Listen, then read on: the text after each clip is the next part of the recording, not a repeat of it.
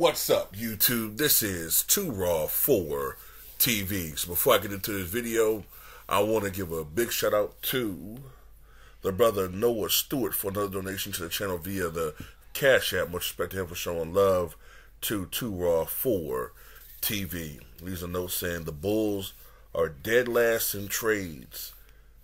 Yep, and that's what I want to talk about in this particular video. Once again, the Chicago Bulls are demonstrating the front office I'm talking about that they never talk about. The front office is the worst, I think, in the NBA. I think they're the worst front office in the NBA. Over the past 2 years, I believe going in maybe even 3 years, but definitely 2 years, they have the fewest trades. Matter of fact, I believe it is the last 3-year period. They have the fewest trades of all NBA teams in that time period. Matter of fact, I believe the only trade they made in that time period was, I think, last year on draft day. They made a trade as far as a future pick, not actually a player being moved, but something around, I think they traded picks or something like that with another team.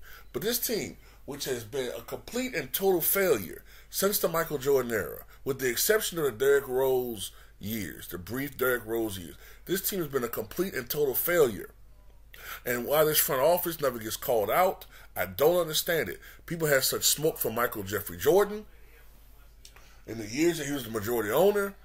You know what I'm saying? Charles Barkley and all of them, they'll talk about Michael Jordan, right?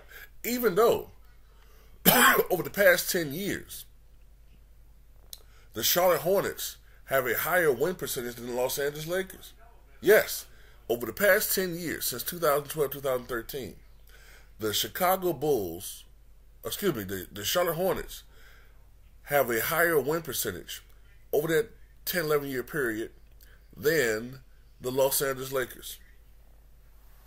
But Jenny Buss doesn't get called out. Yeah, she won a title, but with all the talent that the Lakers have had over the last few years, they should have won more, but it is what it is.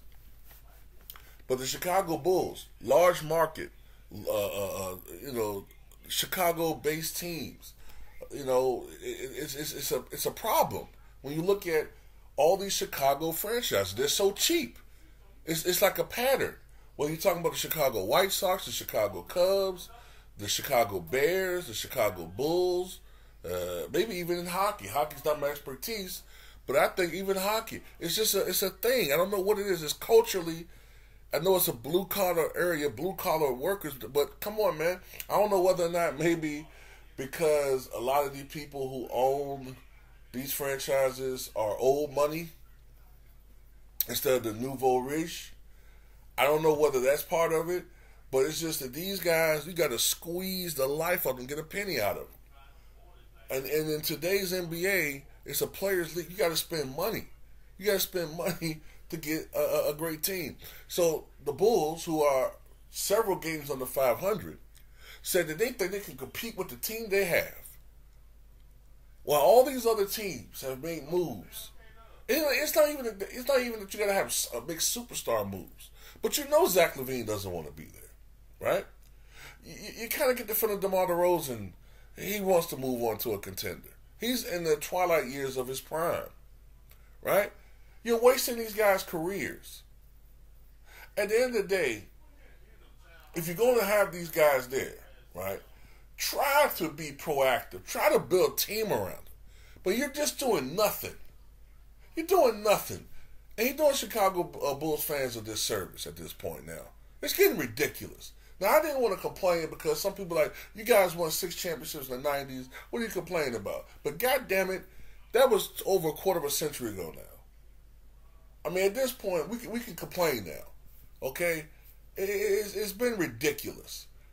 And as a matter of fact, if you think about it, if it wasn't for the drafting of Derrick Rose, and God damn it wasn't for the drafting of Michael Jordan, right? And as much as we malign Jerry Krause, we miss him in a lot of ways because Jerry Krause did make some great moves. Jerry Krause, you know what I'm saying, made that draft day trade for Scottie Pippen And, you know, drafting a Horace Grant. He made that draft day trade of very popular Charles Oakley for Bill Cartwright. He drafted Tony Kukoc.